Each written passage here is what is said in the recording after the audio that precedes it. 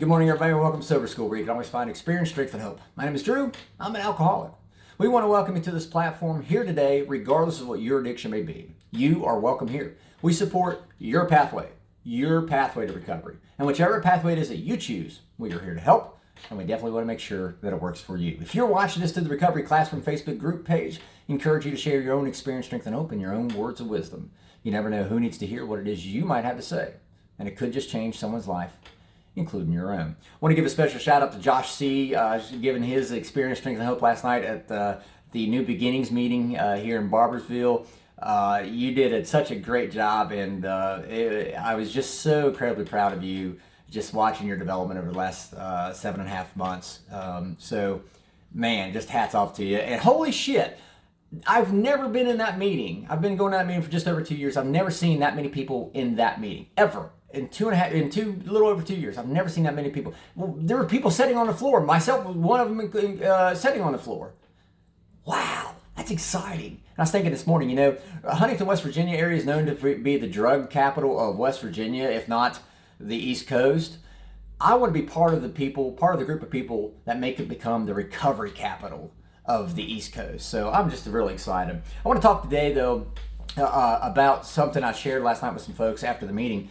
Why we drink, why I drink anyway. I can't tell you why you drink, but I think fundamentally at the root of it all, if we peel back all the different onion layers, if we look past the trauma or look past the void that's in our lives, that feeling of uselessness, it all comes down to this, in my opinion, by the way, we always wanted to feel like we were part of something worthwhile. We always wanted to feel like we were contributing to something worthwhile, that we were part of something special. I always wanted to feel like I belonged, and I never did. See, I drank because of my own feelings of inadequacy. I did not feel like I was good enough. I couldn't contribute to this. I couldn't contribute to that. I had nothing to offer to this cause over here or this over there. Nothing at all. And so I just felt inadequate. I felt inadequate to my family. I remember thinking at the point in time where I was suicidal and I was ready to end my life, I remember thinking my family would be better off because they'd be better off without me, because every time I drank, I just turned into, as the big book says, a whirlwind of destruction and chaos for my family. So of course, sure, they might be sad a little bit, but sure, at the end of the day, I always thought that they would be better off without me. What? At the end of the day, I only just wanted to be contributing to something worthwhile, something important, something special. And I'm here to tell you today, right now, there is nothing more worthwhile to me than knowing that I could have helped save somebody's life simply by listening to them, sitting and talking with them, letting them talk, letting them share. That's it. I can't put a price tag on it. I can't put a price tag on, just me speaking a few kind words to somebody, knowing that could have had a huge, significant impact in their life. How can you price tag that? You can't. When I reached the point that I was suicidal, I was just drinking myself into a grave, and I still to this day believe I should not be here. I still to this day believe I would have been dead by the end of 2021 had I not made the decisions I did. When I reached that point, I walked into the rooms, and again, I'm not here to stress one program over the other. I'm not here to try to push you on AA or NA or any, whatever A you want to attach to it, that's fine. But I am talking about a room full of like-minded people. When I walked into, for me, an AA room, suicidal, drunk, had no hope whatsoever, because I had nothing to be a part of. I had nothing to contribute, just nothing worthwhile. I always felt like deep down inside I had a lot to contribute, a lot to give, but just no one to give it to. I wanted to be part of something special and worthwhile, and I never felt like I belonged. I never felt like I belonged. And so coming into the rooms, I found this thing that had eluded me for quite some time, something called hope, hearing other people's experience. H-O-P-E. I started hearing hope. I started hearing passion for life. I started hearing a zest, a zeal for living again. How could people be that damn happy and they're sober? How does that happen? Oh my God.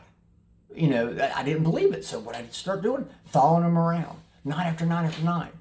Just like the group of guys I'm running with now.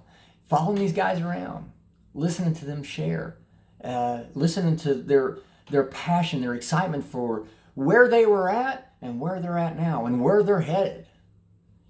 Recovery is absolutely possible. Let me say this. Recovery is not just about getting clean and sober.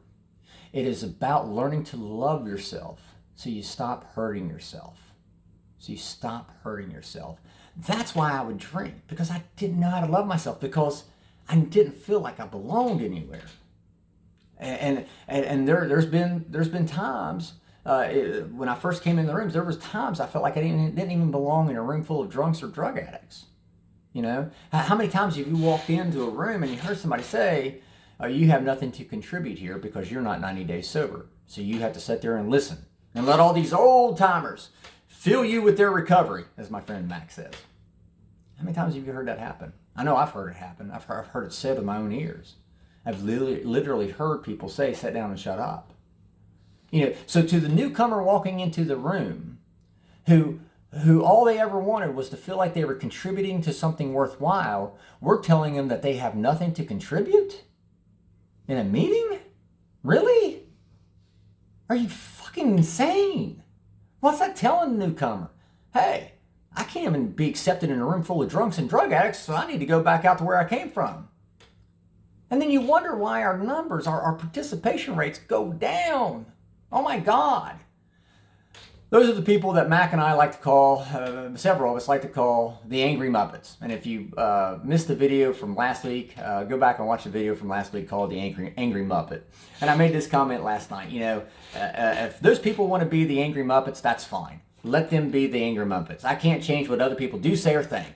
All I can do is change how I react, how I respond. So if they want to be the Angry Muppet, I'm going to be Animal. Remember the crazy orange-looking character with the long hair played the drums? I'm going to be him. You know what? Because I do have that passion. I do have that zest, that zeal, that excitement for living my life. Because I'm not supposed to have the life I've got now because I was supposed to be dead back in 2021. God saw fit to give me one last chance. And that's a chance I'm not going to forsake. Not this time anyway. See, I'm out of second chances. People come in and they want to be part of something special. Let me tell you something. If you're in a room full of like-minded people, I assure you right here, right now, you are part of something special. You are part of something special. When you are congregated with like-minded people who all share a common problem and also share the common solution, you are absolutely part of something special, because you could take what you learn, turn around and give it away. You can give away that passion, that zest, that zeal for living. But you can't give it away if you don't have it. So I encourage you today, find that group of like-minded people. Find that group of people who share the same goal that you're seeking. Find that group of people that have the same amount of hope that's been so elusive to you.